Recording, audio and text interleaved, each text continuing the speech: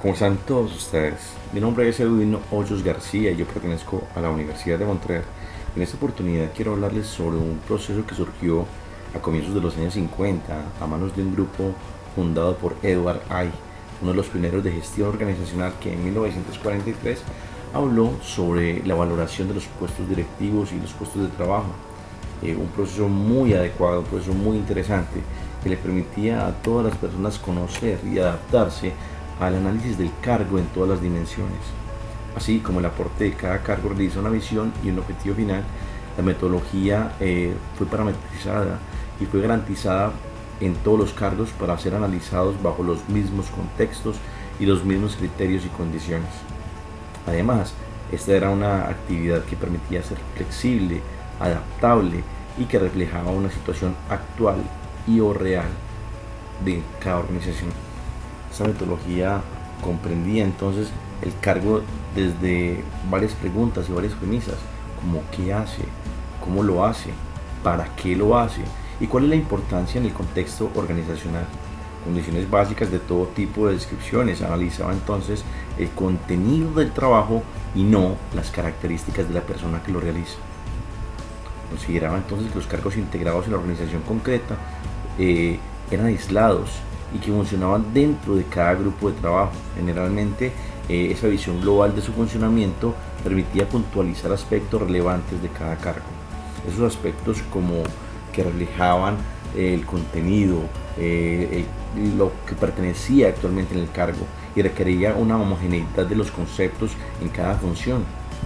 También se requería una ausencia de juicio de valor que sea neutral para cada organización y debía ser organizada por un experto que fundamentara profesionalmente el análisis y la descripción de cada cargo del trabajo.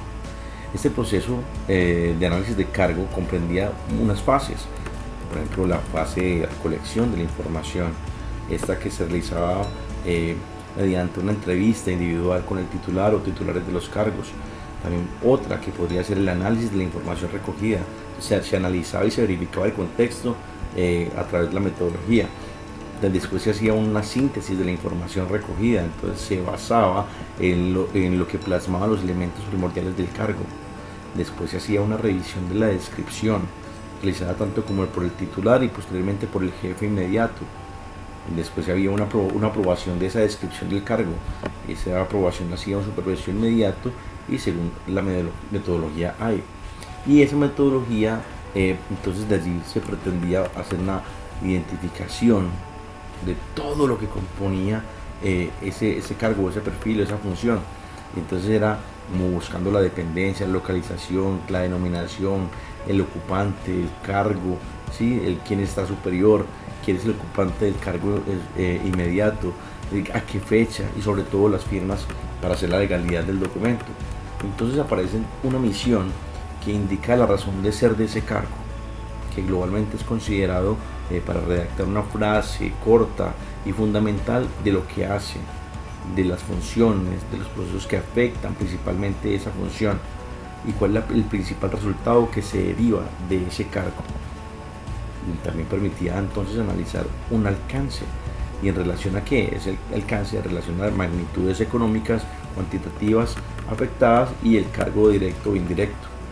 Estas variables económicas como presupuestos, inversiones, gastos están directamente descritas y afectan sus magnitudes, como por ejemplo el número de personas que están a cargo. También depende de las magnitudes económicas, el volumen de términos en cuanto a millones de pesos, así como lo hablamos en Colombia. También se pretendía hablar sobre el organigrama, lo que refleja la estructura organizativa más próxima del cargo, el nivel superior inmediato, el cargo descriptivo, los cargos que dependen directamente del cargo y la responsabilidad que de allí emana frente a los cargos subordinados. Esta síntesis que estamos haciendo permite comprender una naturaleza y un alcance y unas finalidades o responsabilidades que son características de la naturaleza de cada una de las funciones.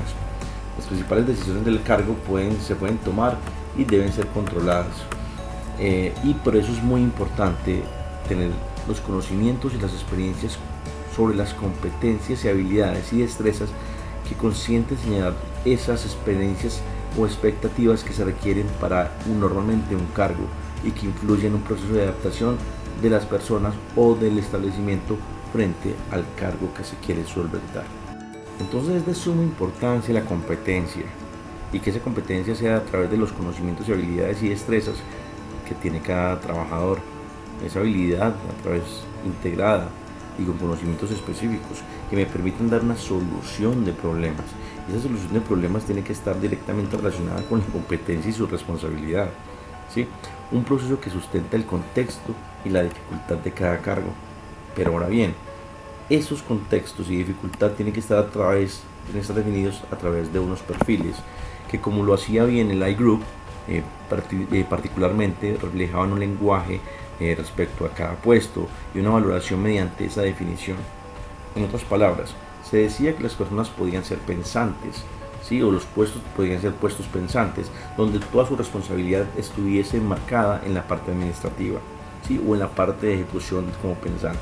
Ahora están los actuantes, aquellas personas que van más a la parte operativa y o a definir como esos puestos operativos, esos puestos más ejecutivos. Y por supuesto, existen otros como los equilibrados que también actúan y que piensan, y ese equilibrio es el que le permite comprender ciertas funciones adicionales en la empresa. Esos puestos de trabajo son indispensables. Ahora, después de todo este preámbulo de lo que es la metodología AI, los invito para que continúen descubriéndola.